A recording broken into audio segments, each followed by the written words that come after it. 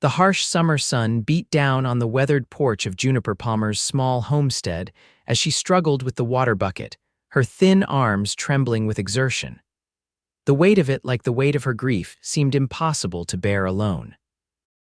3 months a widow, and still the simplest tasks mocked her independence. The year was 1876, and Sweetwater Creek, Arizona Territory, had little mercy for a woman on her own. Juniper had come west with her husband Thomas 5 years earlier, full of dreams that withered faster than corn in a drought. Now, at 26, she found herself alone with 40 acres, a failing vegetable garden, and memories that haunted her like ghosts. Juniper's floral print dress clung to her back with sweat as she tried once more to lift the heavy wooden bucket. Water sloshed over the sides, soaking the parched boards of the porch. She let out a frustrated cry, pushing back a strand of chestnut hair that had escaped her practical bun. "Madam, might I be of assistance?" The deep voice startled her so badly she nearly knocked over the bucket entirely. Juniper whirled around, one hand flying to her throat. A man sat atop a dappled gray horse at the edge of her property, his face shadowed by a wide-brimmed hat. Dust covered his clothes, suggesting he'd been riding hard. "I don't need charity," she said automatically, though the tremor in her voice betrayed her exhaustion. The stranger dismounted with fluid grace that spoke of years in the saddle. As he approached, she could see him more clearly, tall and broad-shouldered, with sun-weathered skin and eyes the color of a summer sky. Not young, but not old either. Perhaps mid-30s, with creases at the corners of his eyes that suggested he smiled often. "Not offering charity, madam," he said, touching the brim of his hat respectfully. "Just seemed like that bucket might be giving you trouble." "I can manage my own affairs," Juniper said, but her voice lacked conviction. The man stopped a respectful distance away. "Name's Preston Yates," he said. "I've been hired to manage the Blackwater Ranch to the north, just getting acquainted with the neighbors." "Juniper Palmer," she replied stiffly. "This is my land." Preston nodded, glancing around at the neglected fields, the leaning fence posts, the weathered barn in need of paint. His eyes took in everything but held no judgment. "Your husband around, Mrs. Palmer," pain lanced through her heart. "He's dead. Fever took him this past spring." Preston removed his hat, revealing hair the color of sun-bleached wheat. "My condolences, madam. That's a heavy burden to bear." The kindness in his voice nearly undid her. Juniper swallowed hard and gestured toward the bucket, among others. Without another word, Preston stepped forward and lifted the bucket as if it weighed nothing. "Where would you like this?" "In the kitchen, please." Juniper led the way inside, suddenly conscious of the modest simplicity of her home.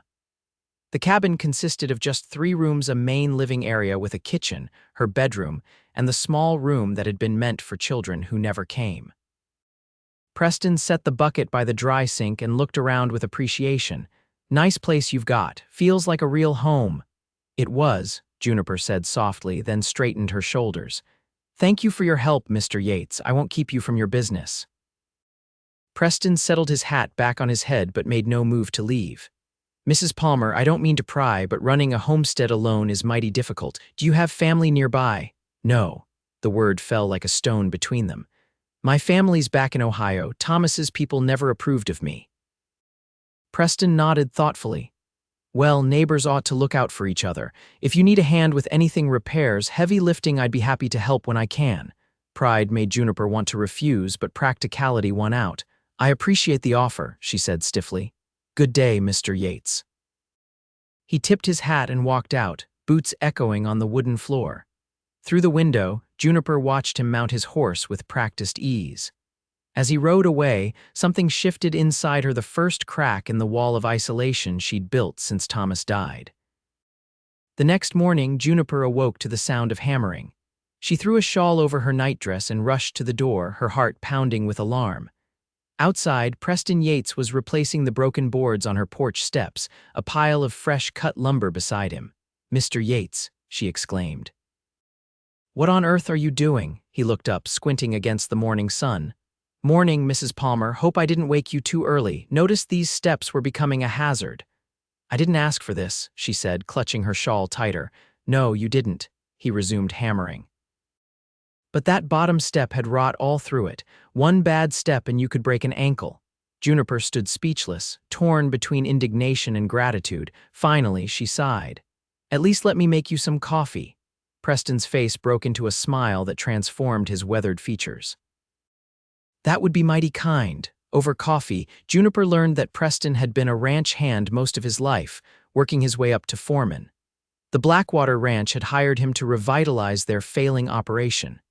"It's a good opportunity," he explained, warming his hands around the tin mug. "First time I'll be running things my way." "You're not married?" Juniper asked, then blushed at her directness. Preston shook his head. "Never found the time or maybe the right woman." His eyes met hers briefly, then dropped to his coffee. "What about you, Mrs. Palmer? How'd you end up out here?" Juniper rarely spoke of her past, but something about Preston's steady presence loosened her tongue. "Thomas was a dreamer. He read stories about the West and couldn't shake the idea that our fortune waited here. I was 19, naive enough to believe him." She smiled sadly. "Turns out gold doesn't just lie around waiting to be picked up." "No," Preston agreed. "It usually takes a lot of digging." The double meaning wasn't lost on Juniper. Thomas wasn't cut out for that kind of work. Too many dreams, not enough practical sense. He tried, though. "And you, what kept you here after he passed?" Juniper stared out the window at the land that had demanded so much from her. "Where would I go? Back to Ohio, to parents who warned me not to leave, to in-laws who blamed me for not giving Thomas sons." She shook her head. "This land may not love me back, but at least it's honest about its cruelty." Preston set down his mug. "Land's not cruel, Mrs. Palmer, it's just indifferent, needs the right handling, that's all. Like people," she said softly. Their eyes met, and something passed between them, a current of understanding that made Juniper's cheeks warm. She stood abruptly. "I should get dressed. Thank you for fixing my steps." "My pleasure." Preston rose too, towering over her petite frame. "I noticed your roof could use some patching before the rainy season. I could come by Sunday if that's all right." Juniper wanted to refuse, to insist she could manage on her own, but the truth was she couldn't.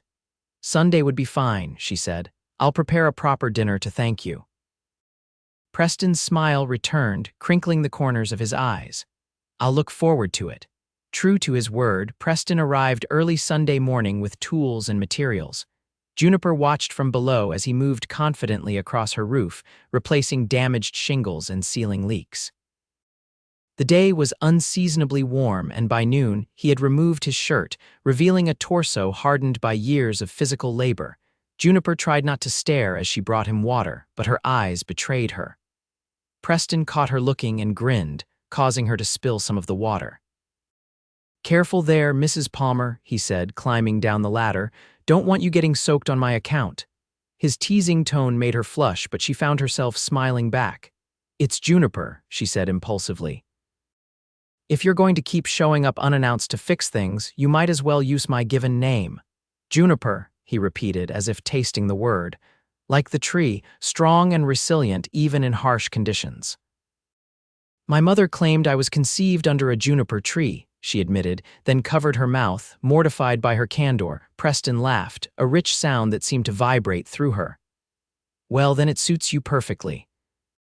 Their dinner that evening was simple rabbit stew, cornbread, and dried apple pie, but Preston ate as if it were a feast, complimenting each dish with genuine appreciation. As darkness fell, they sat on the newly repaired porch, watching stars appear one by one. "How are you managing the planting?" Preston asked, breaking a comfortable silence. "That's a lot of acreage for one person." Juniper sighed. "I'm not. I've only managed to plant a few acres near the house, the rest." She gestured toward the darkened fields. "Maybe next year." Preston was quiet for a moment. "I have Sundays free. I could help you get more planted before it's too late in the season." "Why would you do that?" Juniper asked, genuinely puzzled. "You don't even know me." "I'm getting to know you," Preston said simply, "and it seems like the right thing to do." Juniper studied his profile in the dim light. "Mr. Yates, Preston," he corrected. "Fair's fair, Preston." His name felt intimate on her tongue. "I can't pay you, not asking for payment." "Then what are you asking for?" Preston turned to face her, his expression serious. "Maybe just a chance to prove that not all dreams out here end in disappointment." Over the following weeks, a rhythm developed. Preston would arrive at dawn on Sundays, and together they would work the land. He taught Juniper more efficient ways to plant, how to judge soil quality, when to water. Under his guidance, they managed to plant twice the acreage she had thought possible. Other days, he would stop by briefly on his way to or from Blackwater Ranch, fixing a fence post here, oiling a stubborn door hinge there. Small things that made Juniper's daily life easier. She found herself looking forward to these visits, planning her days around them. When Preston was late once due to a situation at the ranch, she caught herself watching the road anxiously, then chided herself for her foolishness. "He's just being neighborly," she told herself firmly. Don't start imagining things that aren't there. But sometimes, when their hands accidentally touched or their eyes met over dinner, Juniper felt something stirring inside her, something she thought had died with Thomas. One evening in late July, a violent storm blew in from the mountains. Juniper huddled alone in her cabin, listening to the wind howl around the eaves, grateful for Preston's repairs to her roof. Lightning illuminated the room in harsh flashes, followed by thunder that shook the windows. A particularly loud crash sent her heart racing. It sounded different, not thunder, but something breaking. She grabbed her shawl and cautiously opened the door. In the next lightning flash, she saw that the large oak tree near the barn had split, one massive branch crashing through the roof. Rain poured into the opening, threatening to ruin the hay stored inside. Juniper ran through the downpour, mud sucking at her boots. Inside the barn, she found chaos-frightened chickens flapping, water streaming onto the hay bales. She began dragging the hay to the dry section, her muscles screaming in protest. "Juniper," Preston's voice carried over the storm. He appeared in the doorway, rain-soaked and breathless. "I was passing by, saw the tree down." Relief flooded through her. Together, they worked to salvage the hay and calm the animals. When the immediate crisis was handled, they stood side by side, catching their breath. "What were you doing out in this weather?" Juniper asked, pushing wet hair from her face. "Worried about you," Preston admitted. "These summer storms can be dangerous." His concern touched her deeply. They were standing close, both drenched and breathing hard from exertion. A drop of water traced its way down Preston's temple to his jaw, and without thinking, Juniper reached up to brush it away. Her fingers lingered on his face. Preston went very still, his eyes locked with hers. Then, slowly, he covered her hand with his own, turning his face to press a kiss to her palm. The gesture, so tender and unexpected, broke something open inside Juniper. She made a small sound, half sob, half sigh. "I should go," Preston whispered, but he didn't move. "Stay," Juniper said, surprising herself with her boldness. "It's too dangerous to travel in this storm." Back in the cabin, they stood awkwardly in the kitchen, dripping onto the floor. Juniper found dry clothes of Thomas's for Preston to change into, then retreated to her bedroom to change herself. When she returned, Preston had stoked the fire and hung their wet clothes nearby to dry. He looked different in Thomas's clothes, softer somehow, more vulnerable. "Thank you," she said, "not just for the fire." Preston nodded, understanding. "Juniper, I don't want to presume you're not," she interrupted. "I asked you to stay." They sat before the fire, talking quietly as the storm raged outside. Preston told her about growing up in Texas, the son of a rancher who lost everything in the Civil War, how he'd learned to rely on himself, moving from ranch to ranch, building his reputation. "Never stayed in one place too long," he admitted. "Never had a reason to. And now." Juniper asked softly. Preston's eyes reflected the firelight. "Now I'm finding reasons." The moment stretched between them, filled with possibility. Then Preston stood, breaking the tension. "You should get some rest. I'll be fine out here." Juniper rose too, disappointment mingling with relief. She wasn't ready, she realized. Not yet. "Good night, Preston." "Good night, Juniper." In her bed, listening to the occasional creak of floorboards as Preston moved in the next room, Juniper faced a truth she'd been avoiding. She was falling in love with Preston Yates. The realization terrified and exhilarated her in equal measure. Morning arrived clear and calm, the storm's violence leaving no trace except for scattered branches and puddles that would soon vanish in the summer heat. Preston left early, promising to return with tools to repair the barn roof. Alone again, Juniper moved through her chores with distracted efficiency, her mind replaying every word, every glance exchanged the night before. By the time Preston returned mid-afternoon, she had worked herself into a state of nervous anticipation. He brought not only tools but also lumber and shingles, borrowed from Blackwater's supplies, he explained. They won't miss it. They worked side by side into the evening, rebuilding the damaged section of roof. As the sun began to set, Preston secured the last shingle and sat back on his heels, surveying their work. Should hold through the next storm, he said with satisfaction. Juniper, handing him tools from the ladder below, looked up at him silhouetted against the crimson sky. You've done so much for me, Preston. I don't know how to thank you. He climbed down to stand beside her. You don't need to thank me. I didn't do it for gratitude. Then why? She asked, though she thought she knew the answer. Preston took her hands in his, calluses rasping against her work-roughened skin. Because from the moment I saw you struggling with that water bucket, I couldn't look away. Because every time I ride over that hill and see your place, it feels like coming home. His voice dropped lower. Because I think about you all the time, Juniper. When I'm not with you, I'm figuring out excuses to see you again. Juniper's heart hammered in her chest. I think about you too, she whispered. Preston's hands tightened on hers. I know it's only been a few months since you lost your husband. I know you might not be ready, but I need you to know how I feel. How do you feel? Juniper needed to hear him say it. Like I've been wandering my whole life and I've finally found where I belong. Preston released one of her hands to touch her cheek. I'm in love with you, Juniper Palmer. The words, spoken plainly and without artifice, brought tears to her eyes. I never thought I'd feel this way again, she admitted. After Thomas died, I thought that part of me died too, but you. She took a shaky breath. You carried my water bucket and somehow you carried my heart too. Preston's smile was radiant in the fading light. Slowly, giving her time to pull away, he lowered his head and kissed her. His lips were gentle, questioning, and Juniper answered by rising on her toes to deepen the kiss, her arms sliding around his neck. When they parted, both breathless, Preston rested his forehead against hers. I should go, he said reluctantly. People will talk if I stay. Let them talk, Juniper said boldly. I'm tired of caring what others think, but Preston shook his head. Your reputation matters. And I want to do this right. He kissed her once more, briefly. I'll come back tomorrow, and the day after, and the day after that. True to his word, Preston returned the next day and the day after that. Summer ripened into autumn, and their love grew alongside Juniper's crops. The fields that had lain fallow bloomed under their combined care. Metaphor made manifest. Word spread through the small community about the widow Palmer and the Blackwater foreman. Some tongues wagged disapprovingly, but others, particularly those who had watched Juniper struggle alone, nodded with satisfaction. On a crisp October evening, as they harvested the last of the season's vegetables, Preston paused, wiping sweat from his brow. I had a talk with Mr. Blackwater today. Juniper looked up from the carrots she was pulling. Oh, I told him I'm leaving at the end of the month, her heart stumbled. Leaving? Where are you going? Preston's eyes crinkled with amusement. Nowhere, if I can help it. I'm hoping to stay right here. He reached into his pocket and pulled out a small object.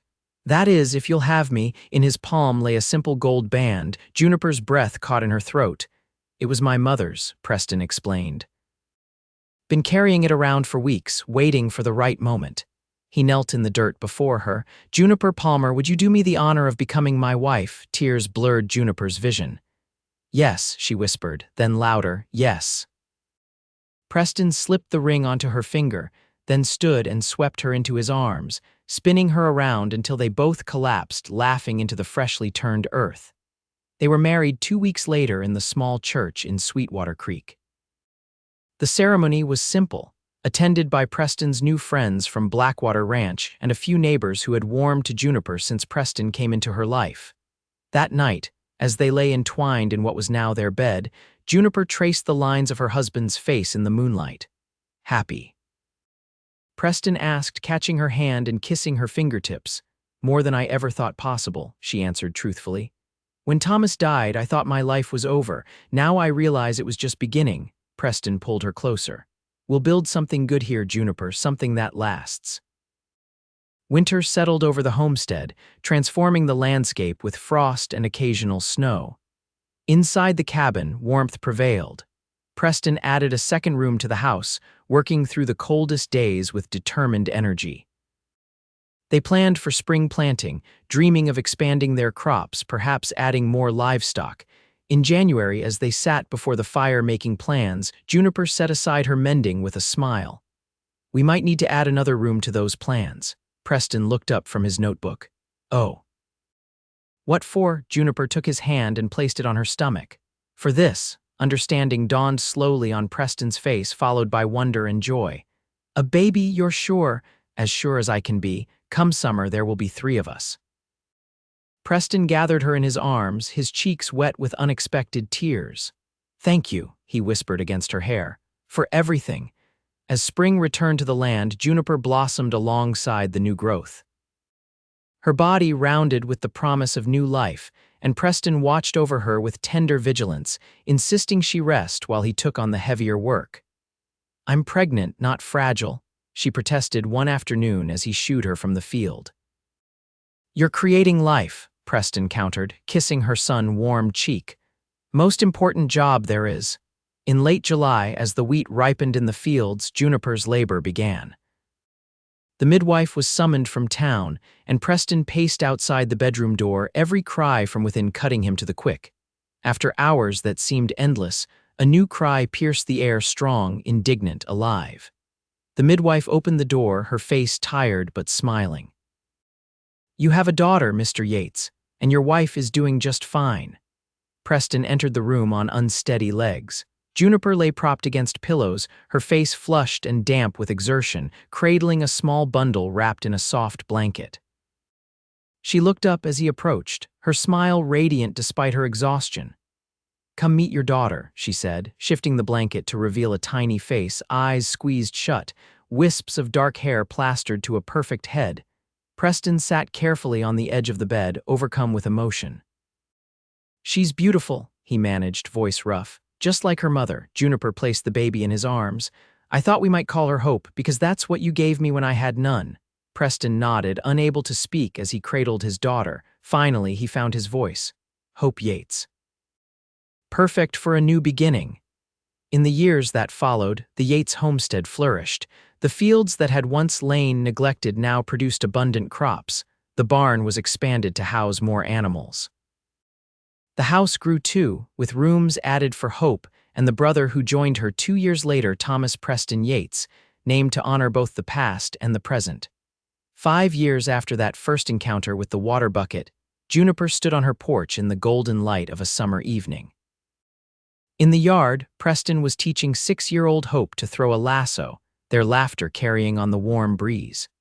3-year-old Thomas tottered after them, determined to join in despite his unsteady legs. Juniper's hand rested on her swollen belly where their 3rd child grew. Life had not always been easy. There had been drought years, illness, the normal struggles of farming life, but they had faced each challenge together. Preston looked up, catching her watching them. Even after all this time, his smile could make her heart skip. He said something to Hope, then crossed the yard to join Juniper on the porch. "What are you thinking about, looking so serious?" he asked, wrapping an arm around her shoulders. Juniper leaned into his embrace. "I was remembering the day we met, that heavy bucket I couldn't lift." Preston chuckled. "Best day of my life, seeing you all frustrated and determined. Knew right then you were something special." "I was so broken then," Juniper mused. "So lost, not broken," Preston corrected gently. "Just carrying too much alone." Juniper turned in his arms to face him. "Thank you for helping me carry it, for sharing the load." Preston kissed her, a kiss that held the familiarity of years together and the promise of years to come. "That's what love is, isn't it? Helping each other with the heavy buckets." Hope called from the yard, impatient for her father's return. Preston squeezed Juniper's hand. "Duty calls." "Go," she laughed. "I'll be right here." As she watched Preston return to their children, Juniper felt a profound sense of gratitude wash over her. The path that had seemed so dark after Thomas's death had led her here, to this family, this love, this life built with Preston Yates, the man who had carried her water bucket and, in doing so, had helped her find the strength to carry on. That night, after the children were asleep, Preston and Juniper sat on the porch swing, watching fireflies rise from the fields like earthbound stars. Juniper's head rested on Preston's shoulder, their hands intertwined. You ever think about how different things might have been? She asked softly.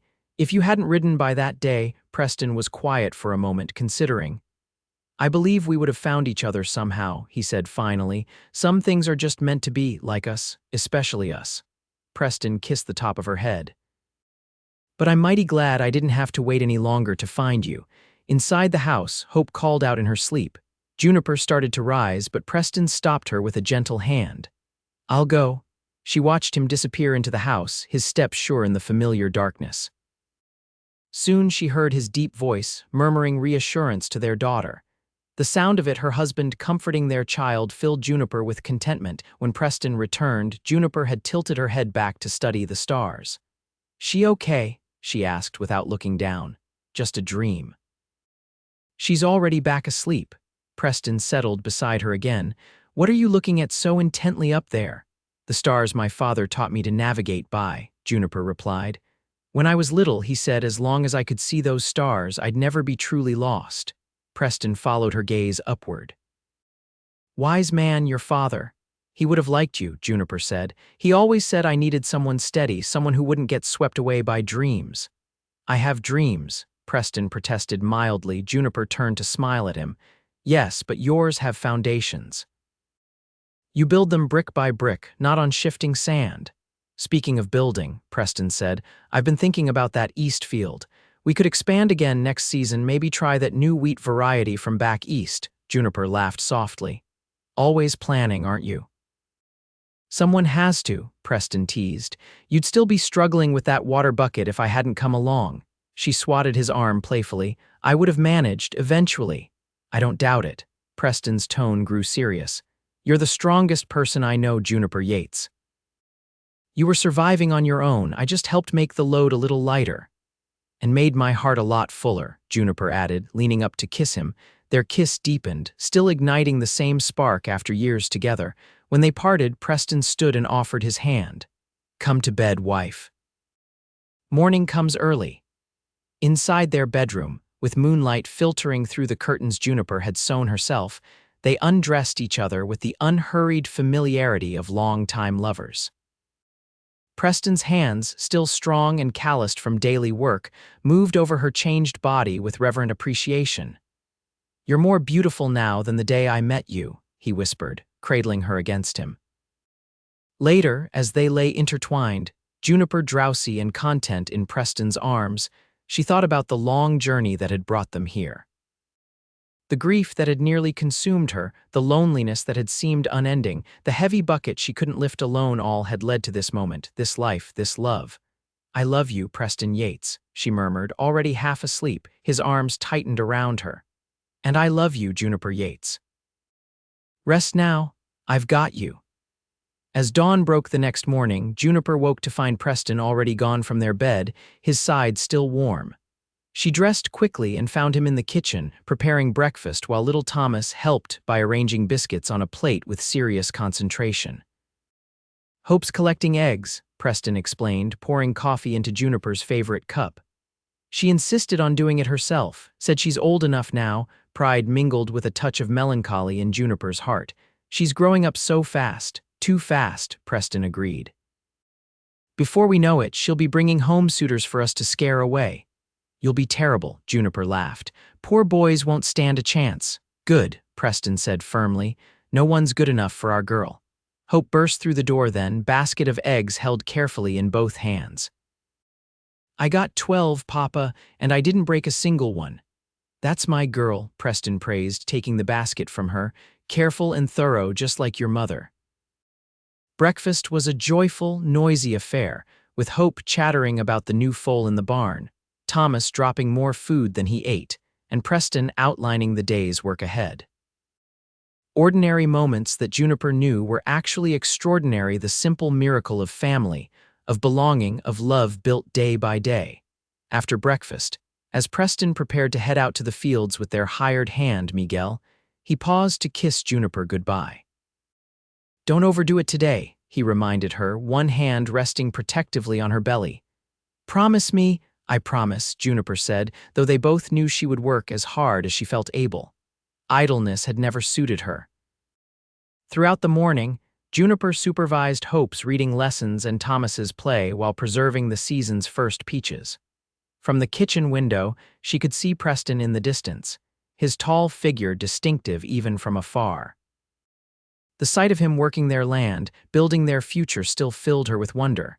At midday, Juniper packed a basket with bread, cheese, and cold chicken, along with a jug of fresh lemonade. "Hope, would you like to help me take lunch to your father and Miguel?" Hope's face lit up.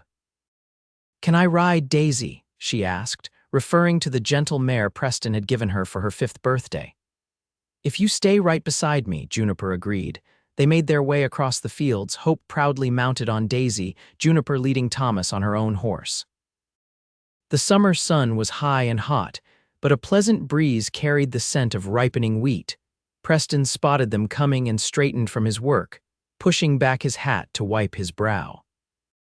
The smile that spread across his face, still boyish despite the years, made Juniper's heart flutter like a girl's. "What's this?" he called as they approached. "A surprise picnic." Hope's idea, Juniper said, though it had been hers.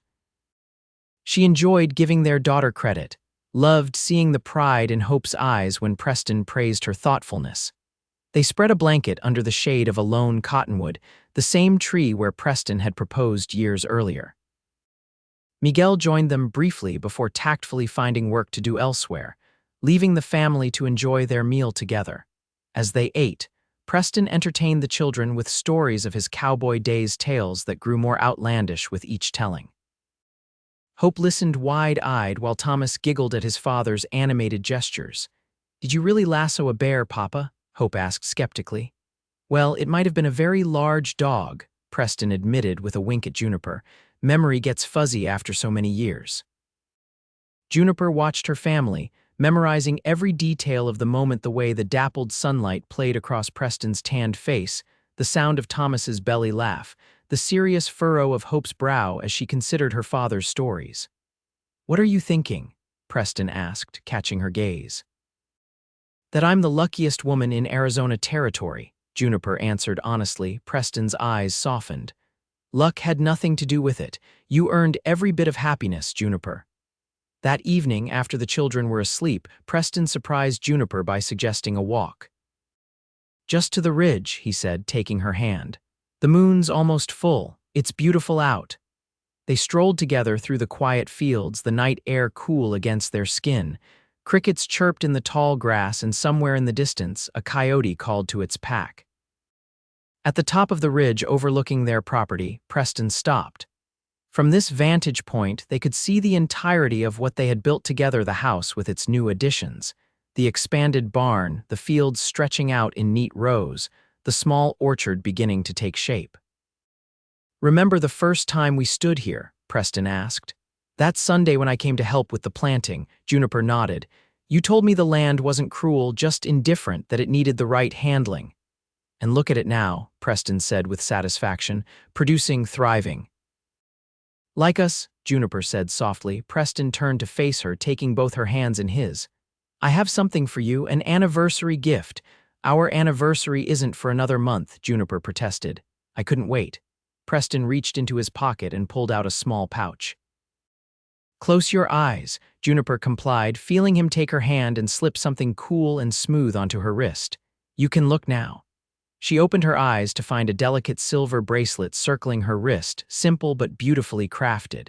"Preston, it's lovely, but where did you get it?" "When did you have time to go to town?" "I didn't," he said, looking pleased with himself. "Miguel's brother is a silversmith. He's been teaching me. Took me 3 tries to get it right." Tears welled in Juniper's eyes. "You made this for me." "With these hands," Preston confirmed, lifting her wrist to press a kiss to the inside just below the bracelet. "Seemed fitting somehow.